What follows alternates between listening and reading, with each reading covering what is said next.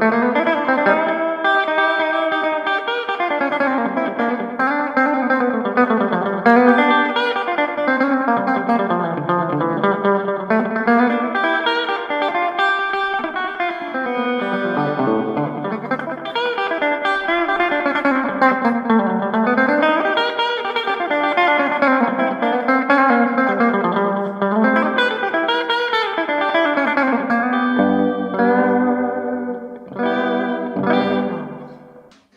YouTubers, another Rockabilly based video today. Today I'll be talking about Rockabilly blues. How to approach it, how to string together improvisation over this particular style of music. So this one's quite a complex one in a way. Surprisingly, the blues is not simple, guys. The blues is actually a real mixture of things thrown together. There's things that are almost rules unto themselves. There's various forms, various chords. So what we're going to do today is stick to a simple 1-4-5 based progression. And it doesn't really matter what order you do that because it can vary. I know there's the 12-bar forms. But what I'm going to show you is how to tackle the 1 chord, tackle the 4 chord, tackle the 5 chord, and a few ways to throw it all together. Okay, so what I'm thinking is we'll take some scales that I can just show you. Okay, I will reference some of my other videos because they'll be quite useful. And then I'll show you some ways that I string it all together, pardon the pun. And we can also have a look at how I use chord tones to kind of focus on where I want to land at different points, and also how to introduce outer influences to your blues. Okay, so it's a little bit more interesting, yeah, how you can sound a little bit more creative, I guess, than just playing the same old blues licks. So before I get into that, I just quickly want to mention the Patreon. All the material, all the scales I mentioned in this one will be on a sheet that I'm going to provide to all my Patreons. Of course, you'll learn plenty if you just watch the video, but if you'd like to contribute, you also get that little bonus of having the PDF. There's also a Discord community which is growing, and they are the coolest bunch of guys. Really worth jumping on board, even just for that, so you can talk to very like-minded people. And the last thing I'll say is I actually had a look and wrote down this time that there are 41 Psychobilly posts. There are 32 Rockabilly posts. I've been uploading my solo arrangements periodically that I've transcribed, and there's some lessons on theory and jazz. There's so much material on there now, it would take you years to get through if you wanted to learn everything on there, especially all of it. So that said, guys, let's get on with the lesson. You've probably been thinking that anyway. But I do have to quickly acknowledge Jimmy Fewdale, who joined just this morning, Henry C., Ren Ortega, and Scott Morshower. I need to have more showers. Morshower. I'm sure that's not how you say your name. I must have offended so many of you guys reading out your names, but that is also one of the perks, guys. If you join the Patreon, I attempt to read out your name. Now, beginning the lesson, okay, I'm going to try to keep this nice and tight and not ramble on about all the various things. Let's get through this, okay? I also have to get to my studio to teach my private students, and I've left this a little bit late, so I won't let it impact on the video. However, let's go. So, first and foremost, the Mixolydian scale. You've heard about it, but you learn it and it's not that easy to use. Okay, let me give you a pointer here. So this is the scale. It's going to be on the sheet. If you don't have the sheet or just want to see it on the video here, it goes like this. So we're on the 3rd fret there, and we go. So I'm just going to say the frets. You'll have to figure out when I'm crossing strings. It's not that difficult. I think you'll be able to keep up. So we're going 3, 5, then we're going 2, 3, 5, 2, 3, 5, 2, 4, 5, 3. So I shift my finger up there, 5, 6, 3, 5. And we can actually grab the 3rd there again if we like, the 3rd note of the scale, G, A, B. Okay, now that's the Mixolydian from a root 6. I use that a lot. Not that simply, but let me teach you the root 5 version. So we go from C. So if we're playing over a G chord, we'd be using what I just played, which was the G Mixolydian. If we're going to go over the C chord, when it shifts, as you'll hear in most blues, or you'll hear it most of the time, if you can't yet, give it time. We're going to play this. We're going to go from the C here, 3, 5, 2, 3, 5, 2, 3, 5.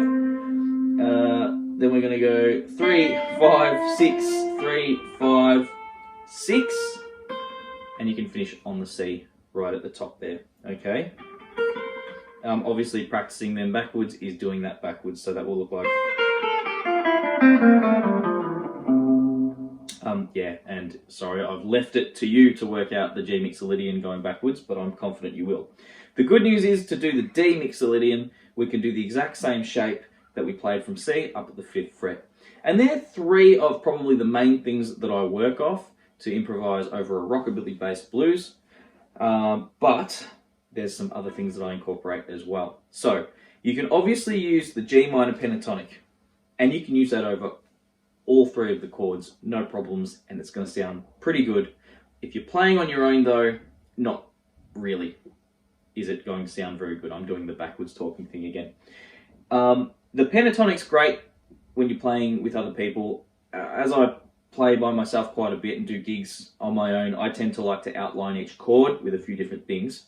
But let's have a quick look at that G minor pentatonic scale. You're going to need to know that as well. So this is the 3rd fret, so that's G, we've got the B flat, 3, 5, 3, 5, 3, 5, 3, 6, 3, 6, and I'd like to just resolve back to 3.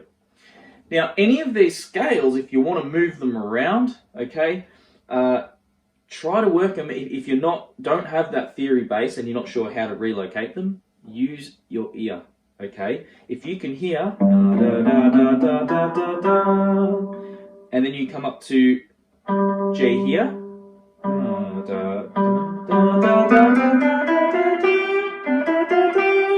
okay, try to copy it. Now that's easy because it's part of the same scale that we played before. But if you take that up to the G here, well, that's a G. Can you find the root note again? Of course you can. You can definitely do that. So G, A, B, C, D, E, F, G. If you can figure out the notes and relocate the notes, great. If you can't, use your ear. Always trust your ear. It is the judge, jury, and executioner. I just made that up, but it does sound pretty cool. At the end of the day, it really is, because it doesn't matter how much theory you put in something, it still has to sound good. Okay, so I love to use theory. I've really educated myself, and I'm trying to educate you guys, but you never want to let your limited knowledge of theory limit you, okay? It's not true that theory limits you. It does not limit you, okay? You only limit yourself if you place too much importance on it. So I tend to just develop both. Develop your ear, develop your ideas, and at the same time develop your theory if you so please. Now, we'll touch on some stuff later that I think will get you thinking more about this. But for now, that's how I would move these scales around if you want to start playing the ideas up the neck that you like here, that you might work out from what we do today. So we just did the pentatonic, okay? And I'm going to point something out. In the G Mixolydian, so let's 1 octave of that scale. When I played the G minor pentatonic, I got one note in there that was not in the Mixolydian. Okay, we didn't use some of the other notes in the Mixolydian, but the main point I want to highlight here is we didn't use that flat third. Okay, we call that the minor third. Okay, because that's the major third, there's the minor third. So I like to incorporate that into the Mixolydian scale. I made a whole video about this, guys. It's called That Rockabilly Sound, Mixolydian and the Minor Third. And you might have been scared away from that video because it sounded really theoretical, but it's not. I'm going to touch on it now. We're playing the Mixolydian scale, and we're going to incorporate that minor third because it's the cool sound, okay? It's that bluesy sound, it's a big part of that bluesy sound. So we're going to play it like this. Okay, so I played the flat third there, or you could play it here, and then we continue. We're going to do it again here, flat third, major third, okay, 5th, continue on. Then we could, there's the 2nd again, minor third, major third. A lot of the time you see licks in that sort of idea. You'll see, for example, or,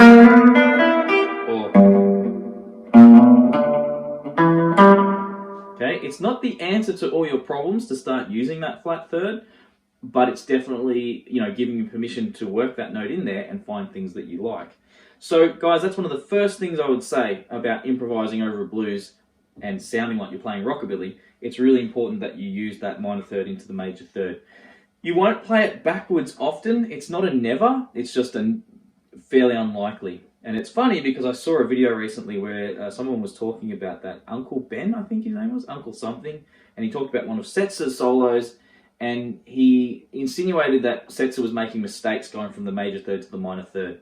I love Setzer. I'm not a die-hard fan. I've been through that phase. Amazing player, and then continued on, and went back and listened to all kinds of guys.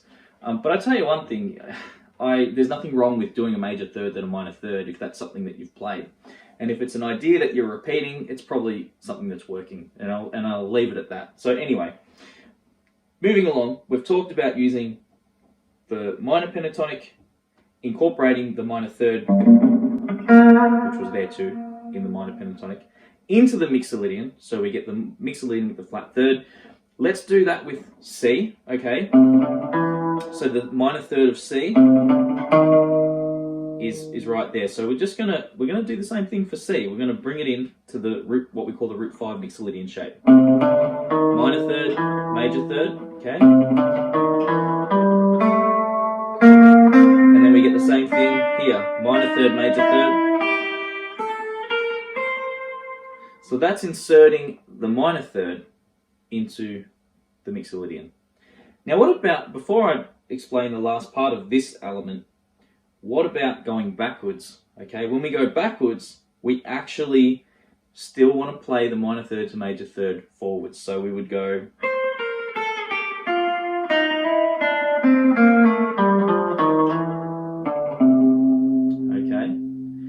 So that's a really important element. Same with if we're doing G, we want to go, funnily enough, I was going to start from the third, so I'm going to start from the minor third.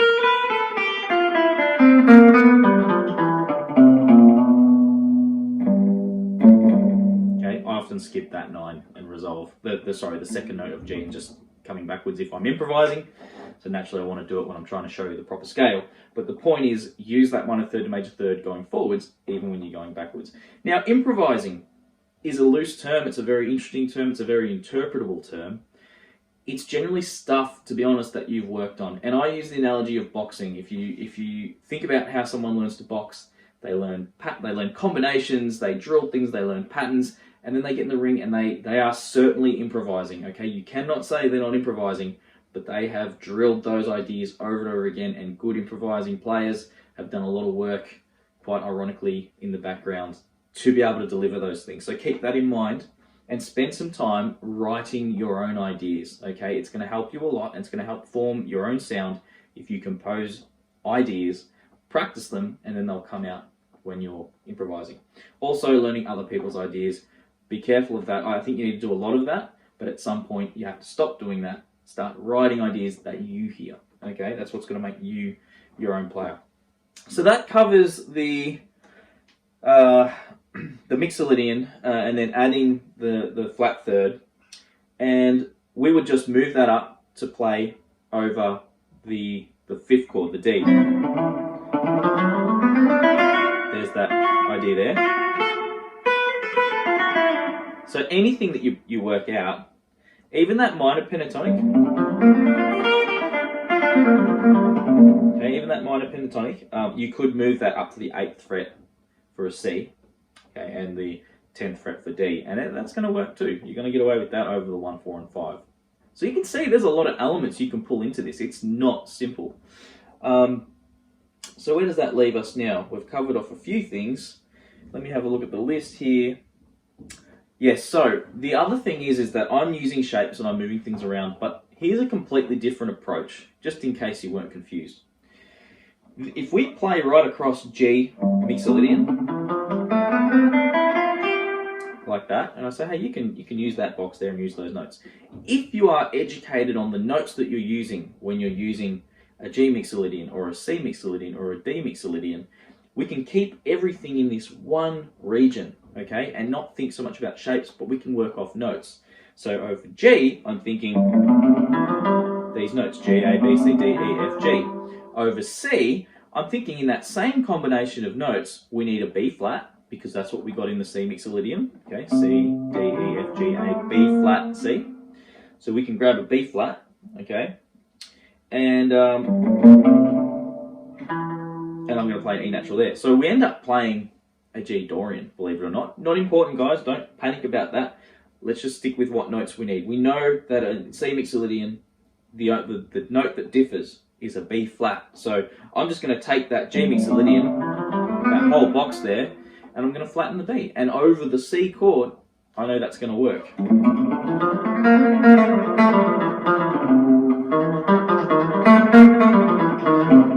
Okay, now it's not particularly relevant here because the ideas I showed you over the C chord, okay, over the point that we play over the 4 chord, it sits in the same box, okay, as the G Mixolydian anyway. So there's nothing really to gain from that because you've already, you know, ideally you'll go and work on that shape that sits in the same region. But where this is super useful is we don't have to move up to here to play over D. Let's quickly explore the notes that we require to play D Mixolydian, D, E, F sharp, G, A, B, C, and D. So all I need to do in that whole box there is take the F and make it an F sharp.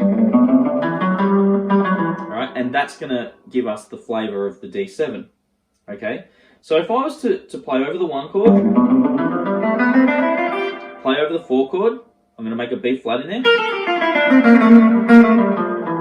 Okay, that works. Back to the 1 chord. And then over the 5 chord, which we established needs the F sharp,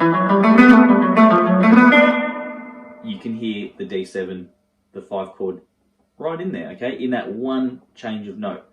Especially when I use the F to F sharp, when I take that very specific F to F sharp that we're doing over the D, when I take that application in terms of notes and just stick it in that box there, you will hear the 5 chord, okay? So this is almost really useful advice in terms of if you're going to outline these chords completely by yourself. It's a little freer if you're going to be improvising by yourself, okay? But these concepts here are all just they're mechanisms, I guess you could call them, for outlining the chords as they change. And then the listener knows that you know what's going on, and it gives you more options than just a minor pentatonic and a few licks that you might have learned. It's educating you, you're educating yourself, okay? Now, the next thing, okay, is chord tones, which basically come from arpeggios, or the easiest way to find them is to learn your arpeggios. Now, I've done a video on this. I will include them in the sheet though, just a simple arpeggio of each one. So that's 3, 2 on the next string, 5, 3, 5, 4, 3, 6, 3. And that's a G7 arpeggio. We're going to do a C7 arpeggio here. C, E, G, okay, 3, 2, 5, 3, 5, 3. Sorry, 5, 5, roll across. 3, go to your pinky there. Go up to the C there if you want. So.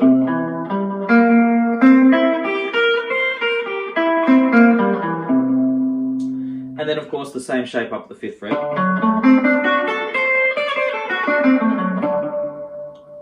Now, if I was to use that little trick I told you before and play them all from one position, again, it doesn't really apply too much from here because it's already in the same area. That's what I wanted, sorry. But if I'm going to do the D, it's going to look like this. D, F sharp, A, C natural. I'll use my pinky. D, F sharp, and A. We won't worry about going any higher. Go to the C there as well, the A there, and the F sharp there. Again, we're just taking the notes that we know and placing them on the board. We're not strictly using shapes. Now, how are these so helpful? Aside from directly outlining the chords, these are really helpful because they give you little anchor points to work off when you're improvising to tell the listener and the band and I guess even within yourself that you know exactly where the chords are and you're touching on the points of the chord that make the chord what it is. So what I mean by that is a G7 chord, or that all those notes in these chords are are a combination of the 1, the 3, the 5, and the flat 7. And there's a few degrees that will vary when you get all the little rockabilly things happening in those chords, okay? Which I'll cover in another video, I think. I think there'll be a whole separate video for this sort of thing, just with chords.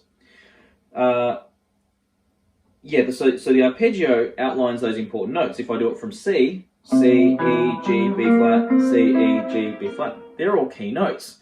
Now, you don't have to play these specifically, okay, the whole arpeggio. You don't have to go.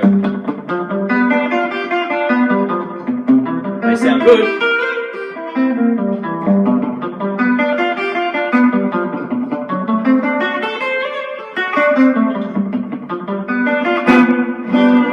They sound good, they do, but you don't have to do that. You can use elements of it. I might use a pentatonic lick and then walk through a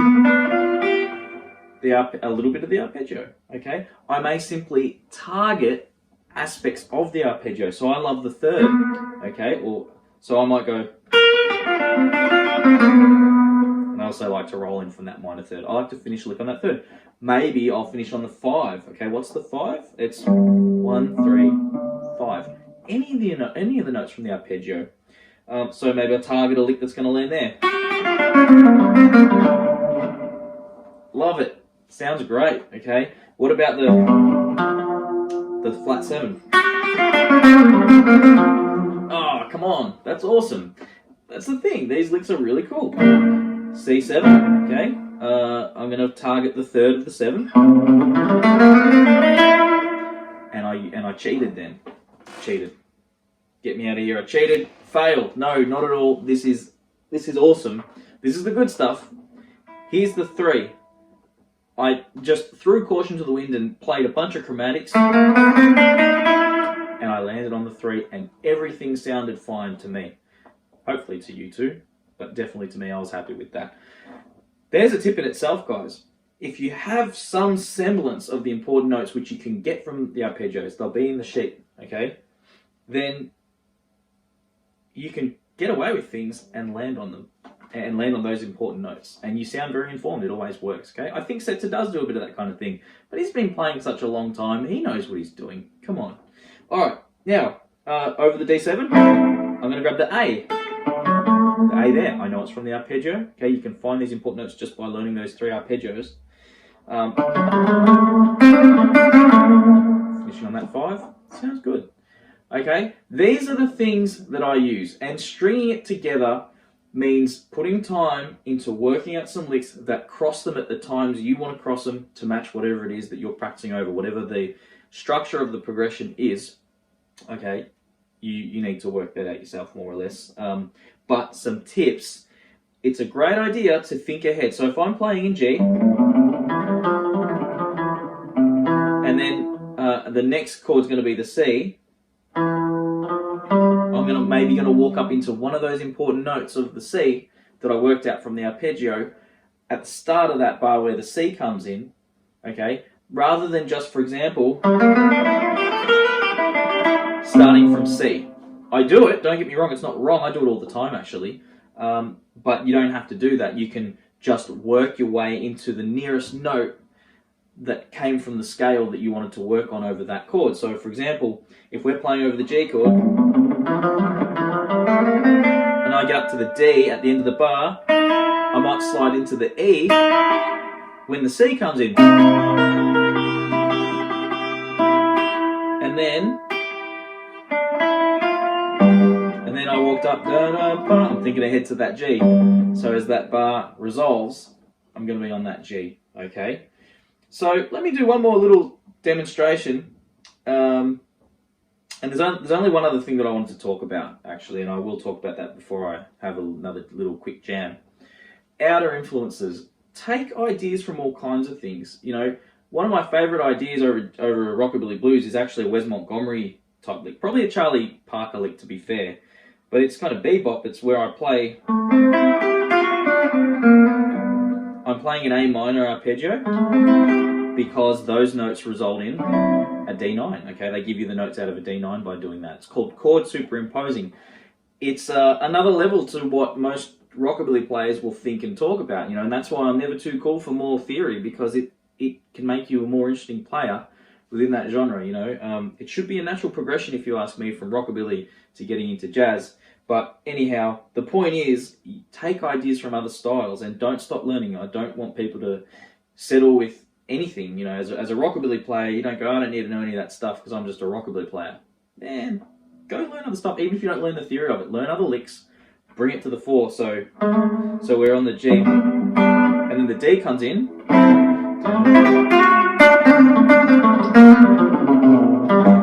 Just that little lick there, okay? Country scales, harpsichord scales. It is literally the ideas I've talked about expressed as a scale that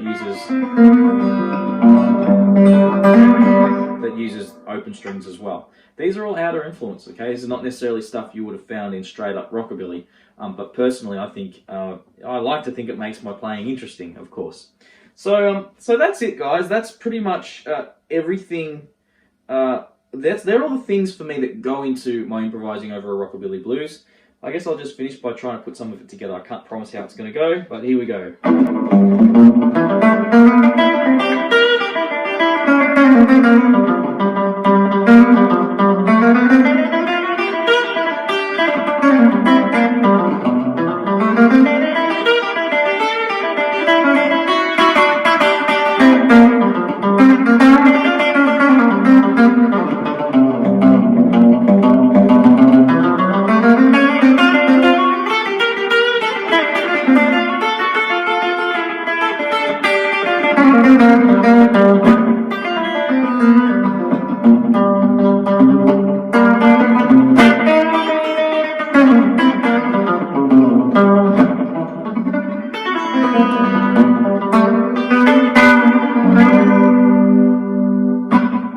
Certainly great fun anyway. Guys, thanks so much for watching. Consider checking out the Patreon. Check out my other videos. I've got 300 videos now. There's got to be something else for you out there. Comment, like, subscribe. So many of the people watching these videos aren't even subscribed. At least subscribe. Okay, do me a favour. Thanks for watching, guys. I will see you in the next video.